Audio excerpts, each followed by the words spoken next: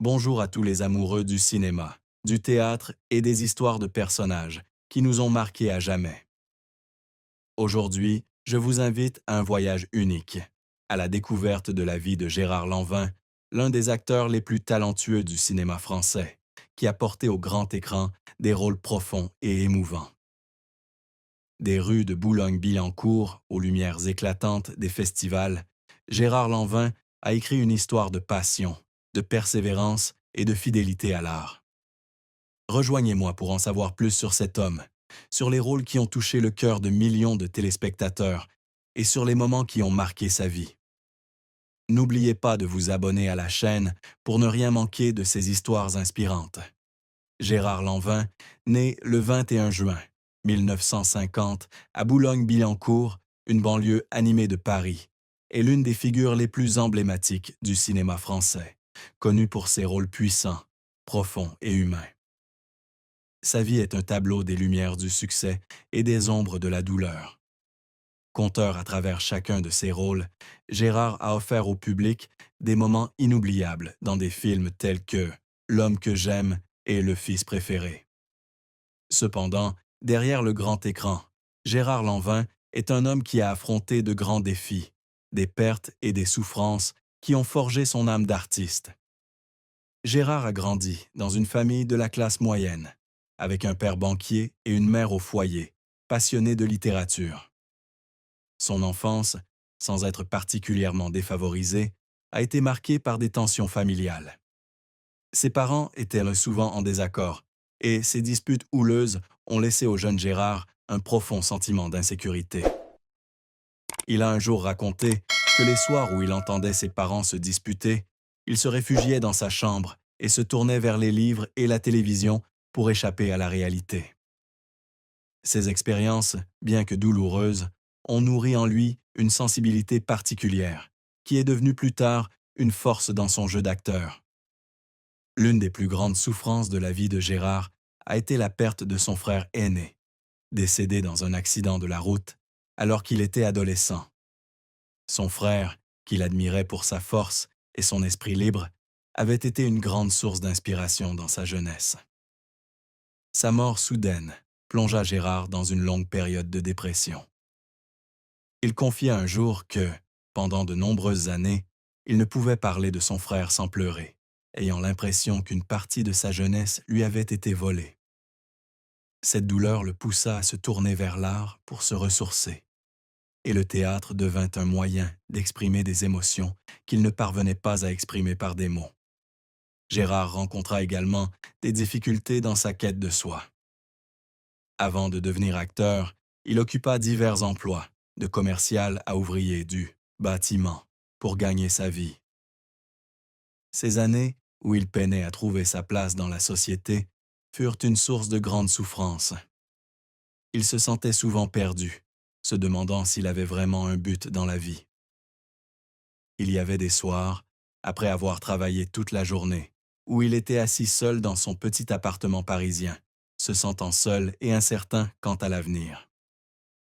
Ces moments, bien que difficiles, forgèrent en lui une volonté et une détermination inébranlables pour poursuivre sa passion pour le théâtre, même lorsque le chemin à parcourir était semé d'embûches.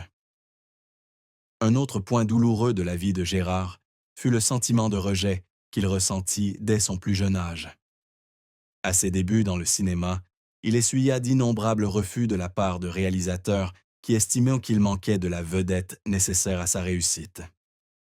Ces critiques le firent douter de lui-même à maintes reprises, et il avoua un jour avoir pleuré après des auditions ratées, sentant son rêve s'évanouir. Pourtant, ce sont ces souffrances qui l'aidèrent à développer un jeu authentique et profond, lui permettant de transmettre des émotions humaines complexes avec le plus grand naturel. La vie de Gérard Lanvin fut un voyage riche en émotions, des jours difficiles de son enfance, au deuil personnel et aux défis professionnels. Ses plus grandes souffrances, de la mort de son frère au rejet, l'ont non seulement façonné, mais ont aussi inspiré les rôles qui ont fait de lui une icône du cinéma français. Gérard a dit un jour que chaque rôle était pour lui une façon d'affronter les blessures de son âme et qu'à travers cela, Il livrait au public des histoires de vie à la fois belles et déchirantes. La carrière de Gérard Lanvin est une histoire de persévérance, de talent et de persévérance pour s'imposer dans le cinéma français. Dès les années 1970, Gérard se lance dans le monde du cinéma avec une passion dévorante. Mais la tâche ne se révèle pas aisée. Issu d'une famille d'artistes, il ne dispose pas des relations nécessaires pour percer dans ce milieu. Il doit chercher seul ses opportunités en participant à des auditions et en travaillant sur de petits projets pour se faire un nom. Son jeu, puissant et profond, lui permet de se démarquer et de devenir rapidement l'un des acteurs les plus appréciés de France. Le premier grand succès de Gérard survient en 1977 avec Vous n'aurez pas l'Alsace et la Lorraine, une comédie historique qui le révèle au grand public. Son rôle, mêlant charme et humour naturel, le séduit immédiatement. Fort de ce succès, Gérard a joué dans une série de films à succès dans les années 1980, tels que Une étrange affaire et Tir groupé, où il a démontré sa capacité à interpréter des personnages complexes, des hommes forts aux âmes solitaires et perdues. Le film Le Fils préféré de 1994 a marqué un tournant, lui valant le César du meilleur second rôle, consolidant ainsi sa place dans l'industrie cinématographique. L'une des plus grandes réussites de Gérard est sa capacité à transformer ses rôles, des personnages d'action de La Belle Histoire au rôle psychologique profond de L'homme que j'aime. Il a non seulement joué dans le film, mais a également raconté l'histoire à travers chaque regard et chaque geste, faisant ressentir au public la douleur, la joie et les luttes intérieures du personnage. Ces films ont non seulement connu un succès commercial, mais ont également été salués par la critique pour leur authenticité et leur émotion. Gérard est devenu une icône du cinéma français, un acteur capable d'incarner n'importe quel rôle, qu'il soit positif ou négatif. Cependant, la carrière de Gérard n'a pas toujours été un long fleuve tranquille.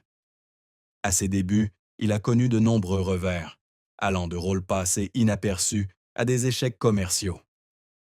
L'un de ses plus grands échecs fut Extérieur, Nuit, sorti en 1980, dans lequel il tenait le rôle principal, mais qui ne reçut pas l'accueil escompté. Le film fut critiqué pour la faiblesse de son intrigue, et Gérard fut profondément blessé que son travail ne soit pas reconnu. Il raconta un jour qu'après la première, il avait sillonné Paris, seul en voiture, en pleurs, car il avait le sentiment d'avoir échoué à transmettre l'histoire du personnage. Les efforts qui ont fait pleurer Gérard ne provenaient pas seulement des échecs, mais aussi de la pression du travail. Pour préparer son rôle dans Le Fils préféré, Gérard a passé des mois à étudier la psychologie d'un homme confronté à des choix familiaux difficiles. Il a rencontré des personnes dans des situations similaires, écouté leurs histoires et tenté de comprendre leurs émotions complexes. Ce processus, bien que riche de sens, l'a souvent épuisé mentalement. Un jour, après une scène particulièrement difficile, Gérard s'est retrouvé seul dans la loge, pleurant, car il avait l'impression de vivre la vie du personnage, avec toute la douleur et la perte. Malgré les échecs et la pression, Gérard n'a jamais abandonné. Il a continué à travailler avec dévouement, participant à des projets allant du cinéma commercial au cinéma d'auteur. Dans les années 2000, il a continué à se faire remarquer avec des films tels que Les Morsures de l'Aube et Les Enfants du Marais, prouvant que son talent n'était pas limité par le temps. Gérard a également participé à la production et au soutien de projets de films indépendants, offrant ainsi aux jeunes réalisateurs des opportunités de développement. Sa carrière témoigne de la capacité d'un acteur à surmonter les épreuves, transformant les larmes en motivation pour créer des rôles immortels. Gérard Lanvin a épousé Élisabeth Lanvin, ancienne chanteuse et actrice, dans les années 1980. Leur mariage a marqué sa vie, lui apportant à la fois joie et défis profonds. Dans les rares moments où il partageait sa vie personnelle, Gérard parlait toujours d'Élisabeth avec amour et respect, la décrivant comme la femme qui lui apportait stabilité et inspiration. Élisabeth, avec sa voix douce et son esprit libre, est devenue une source d'inspiration pour Gérard dans de nombreux rôles, notamment ceux dotés d'une âme artistique. Il a un jour déclaré qu'Élisabeth était la première personne à lire ses scénarios et à lui donner des avis sincères, l'aidant ainsi à perfectionner ses rôles. Cependant, le mariage de Gérard et Élisabeth n'a pas toujours été facile. Gérard a un jour confié que les premières années de leur mariage ont été un véritable défi, car il devait concilier sa carrière naissante avec ses responsabilités familiales. Élisabeth, bien que toujours présente, se sentait parfois abandonnée par les emplois du temps chargés de Gérard.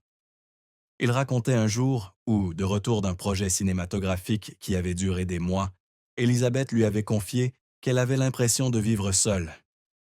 Ces mots hantaient Gérard, et il essaya de passer plus de temps avec sa femme, mais la pression du cinéma le laissait souvent impuissant à maintenir l'équilibre.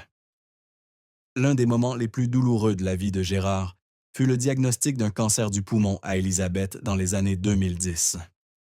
La maladie, au pronostic sombre, plongea Gérard dans un état de choc et de désespoir. Il confia un jour qu'à l'annonce du diagnostic, il avait eu l'impression que son monde s'était écroulé. Les jours suivants, alors qu'Élisabeth subissait chimiothérapie et hospitalisation, Gérard était toujours à ses côtés, lui tenant la main et essayant de la faire sourire. Il racontait que certaines nuits, Élisabeth dormait, qu'il s'asseyait à son chevet et pleurait en silence, impuissant face à la cruauté de la maladie. Ces moments étaient non seulement personnels, mais aussi spirituels, car il devait affronter la possibilité de perdre la femme qui l'avait accompagné pendant tant d'années. Gérard a un jour révélé que la maladie d'Élisabeth avait changé sa vision de la vie. Il a commencé à privilégier sa famille à sa carrière, refusant plusieurs projets de cinéma pour pouvoir être avec sa femme. Il a également écrit des poèmes, bien que confidentiels, pour exprimer son amour et sa douleur. Élisabeth, bien que plus faible de jour en jour, restait optimiste, répétant souvent à Gérard qu'elle souhaitait qu'il continue à jouer, car c'était ainsi qu'il vivait. Ces mots, bien que simples, sont devenus une source de motivation pour Gérard, qui a continué à travailler, même le cœur brisé. La maladie d'Élisabeth n'a pas seulement été une tragédie personnelle, mais aussi une profonde leçon sur la fragilité de la vie, lui permettant de chérir chaque instant passé avec ceux qu'il aimait, avec ceux qu'il aimait.